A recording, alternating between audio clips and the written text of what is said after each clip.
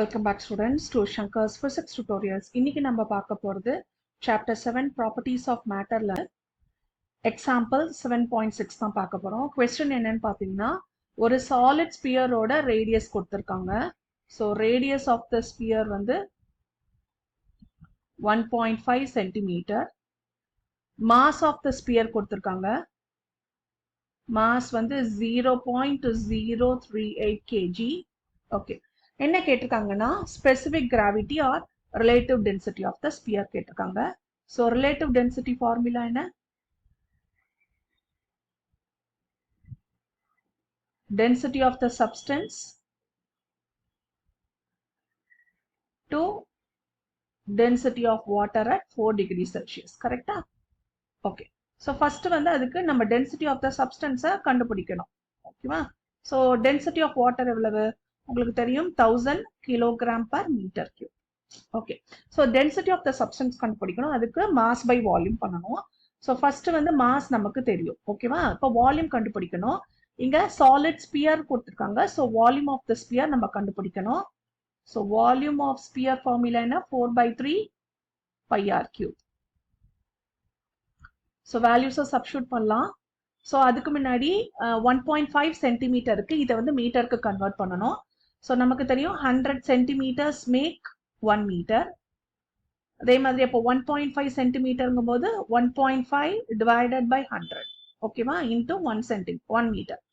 So அப்போ என்ன வரும்? 1.5 இந்த 10 அந்த 100 வந்து 10 raised to the power 2 எழுதலாம். மேல வரும்போது 10 raised to the power -2 metre ஆயிடும். So இந்த இடத்துல ஆருக்கு பதிலா சென்டிமீட்டருக்கு பதிலா நம்ம மீட்டர்ல சப்ஸ்டிட்யூட் பண்ணணும்.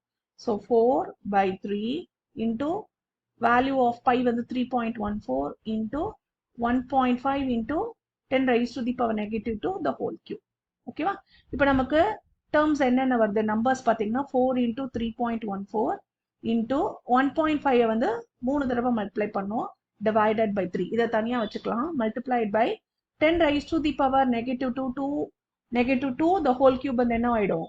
So 2 into 3 நம்ம மல்டிப்ளை பண்ணும். So 10 power -6 கிடைக்கும். ஓகே. இப்போ மேல மல்டிப்ளை பண்றோம். So 4 into 3.14 into 1.5 3 times multiply பண்ணி 3 ஆல டிவைட் பண்ணா நமக்கு கிடைக்கக்கூடிய ஆன்சர் வந்து 14.13 into 10 power -6 மீட்டர் கியூப். ஓகேவா? இதுதான் நமக்கு வால்யூம்.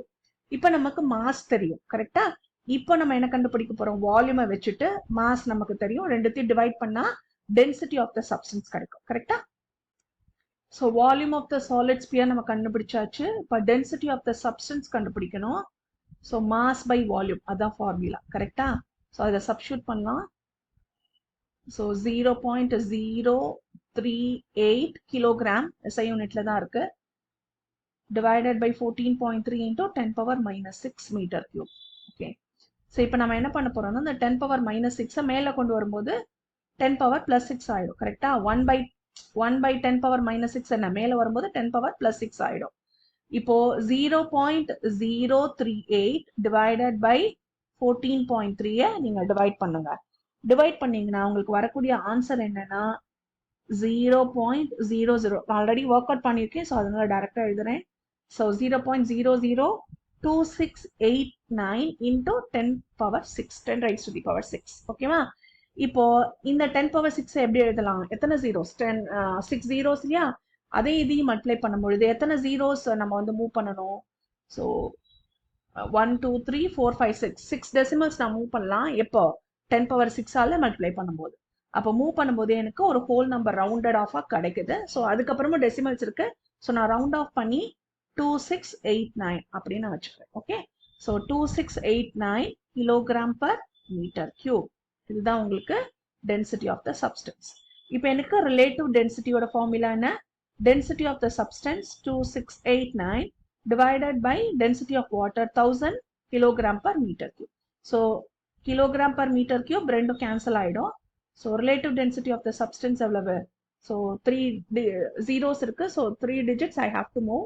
So அப்போ roughly or approximate வச்சிருந்தாலும் சரி இல்ல அப்படியே வச்சுட்டா so round off பண்ணும்போது 2.69. இதுதான் relative density of the sphere. Okay. Hope இந்த வீடியோ உங்களுக்கு ஹெல்ப்ஃபுல்லா இருக்கும்னு நினைக்கிறேன். Thank you for watching this video. Keep supporting Shankar's Physics Tutorials.